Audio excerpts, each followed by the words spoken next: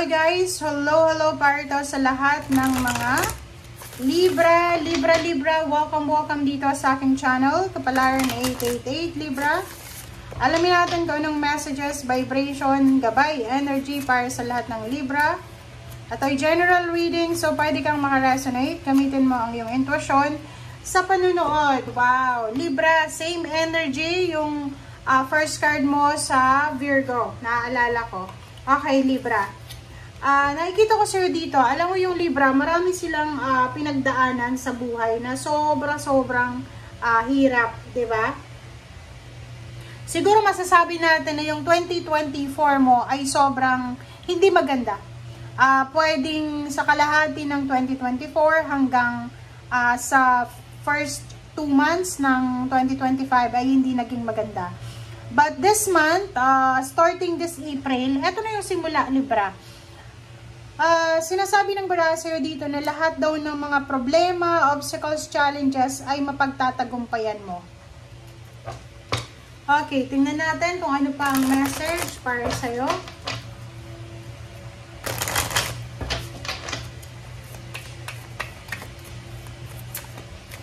Okay, next card is, diba? Parehong-pareho kayo guys ng Virgo. Panoorin mo yung Virgo, hindi ko alam kung bakit ganun. May Sun, Moon, Rising ba kayo sa Virgo or sa ano man? Kasi parang pareho lang. Dito sinasabi ng bara sa'yo na simula ngayong Abril, lahat ng problema mo ay masusolusyonan mo. Lahat ng obstacles and challenges ay matatapos na. Nakikita natin yung yin and yang, yung balance, paakyat sa tagumpay mo. Sinasabi ng barahan na dumating na ang tamang oras para bigyan ng liwanag, bigyan ng clarity, illumination, enlightenment, lahat ng madidilim sa paligid mo. Okay. Thank you.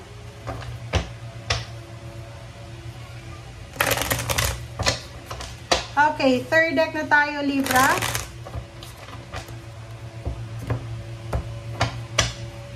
First card mo is Page of Swords. So, yun. Ang Page of Swords is all about good news, all about information, communication sa mga susunod. So, expect mo na maraming good news, maraming good communication ang posibleng darating sa'yo sa mga susunod pa. Impress, ang ganda. Sinasabi sa'yo dito, Libra, ng barahan na maraming new beginnings, maraming magsisimula sa buhay mo simula ngayong April. Unang-una, sa sarili mo, physical health. Kung may mga physical health problems ka, sinasabi ng bara sa'yo na ma-overcome mo to. Next is, if you have financial problems, relationship problems, sinasabi dito na maayos yan. And dito din, sinasabi ng baraha na yung mga Libra dito na parang medyo bata pa kayo, pwede pa kayong mabuntis, may mga possibilities na may bagong baby or new members ng family o rason para mag-celebrate. Okay? Palace of Swords, ang Palace of Swords dito is samot-saring good news, samot-saring kwento, balita ang maririnig mo.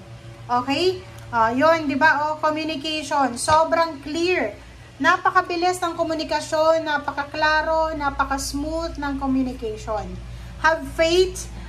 Sinasabi ng bara sa'yo dito, Libra, na yung mga good news na paparating sa'yo is darating siya because of your faith. Darating siya, ibibigay siya sa'yo ng universe dahil sa sobrang tiwala mo sa sarili mo, sa Panginoon, sa universe, and sa kakayahan mo and sa ibang tao. Kaya yun ganito. Okay? Page of Coins, diba? Have faith, Libra. Sinasabi ng baraha, kung ang problema mo na sinasabi ditong ma-overcome mo is pera, sinasabi sa'yo dito na ngayong linggo pa lang, magtiwala ka na, i-claim mo na siya this week. Okay? I-claim mo na this week na makukuha mo siya sa ayaw at sa gusto ng mga tao. Okay, diba? Knight of Coins, it's all about good news, all about money. It's either job offer, career offer, investment, loan, contracts, lahat ng klase ng offer ay posibleng matanggap mo, basta maganda. Okay? Judgment, nakikita ko sir dito isang confirmation, isang answers, isang finalization achievements ang posibleng makuha mo. Six of Cups, sinasabi ng barahan na ihanda mo ang sarili mo, Libra, kasi maraming relationship, maraming communication ka na matatanggap. Pwedeng yung dati mong kakilala, dati mong boss, dati mong katrabaho, ay magsisend sa'yo ng message or communication na gusto ka nilang makausap. Two of Wands, sinasabi ng Two of Wands dito na lahat ng mga nangyayari sa ngayon ay may dahilan. You have the choice, you have the option, so wag tayong masyadong magmadali, wag tayong masyadong magpanic. Ang nakikita ko sa'yo dito, sobra-sobra kang magiging masaya kasi yung matagal mo nang pinapangarap, matagal mong pinagpipray, matagal mong minamanifest ay nandito na. Parang hawak kamay mo na or naandito na talaga. So, dito naman sa Page of Wands, nakikita ko na yung future mo, Libra, starting this April, is sobrang parang positive. Sobrang positive, sobrang exciting, sobrang, di ba, yung parang excited ka. And nakikita mo na siguradong sigurado na talaga yung future mo. Okay? Hermit card, bigyan mo ang sarili mo ng time na makapag-isip, makapag-reflect, Kwaresma na, so kailangan mong gamitin yon para dyan.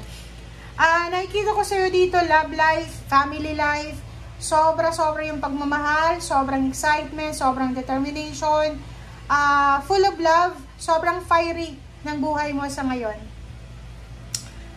Diba? Sabi ko pwedeng may wedding anniversaries, birthdays, celebrations, and all about promotion. Nakikita ko na magkakaroon ng balanse ang mag-asawang Libra na to, kung pareho kayong Libra.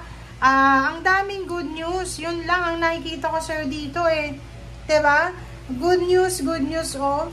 So, kung makikita mo dito, Libra, sinasabi ng baraha sa'yo na yung 8 of Wands dito, it's either 8 of Wands, it's all about Wheel of Fortune, and 5 of Coins. So, sinasabi sa'yo dito na if ever lang meron kang mga problema sa pera, sabihin na natin marami kang utang, maraming problema sa pera, sinasabi ng 8 of Wands na may mga answers dyan na paparating sa'yo na pwedeng magdala ng pagbabago, babaliktad yung pagkakataon, yung sitwasyon.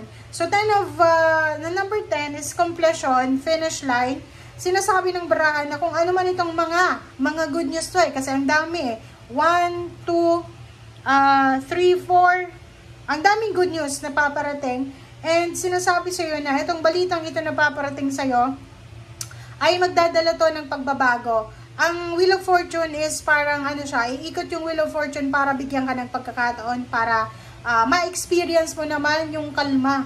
Financial calm, financial tranquility, emotional tranquility, balance, and security. Okay? Thank you guys for watching. Bye!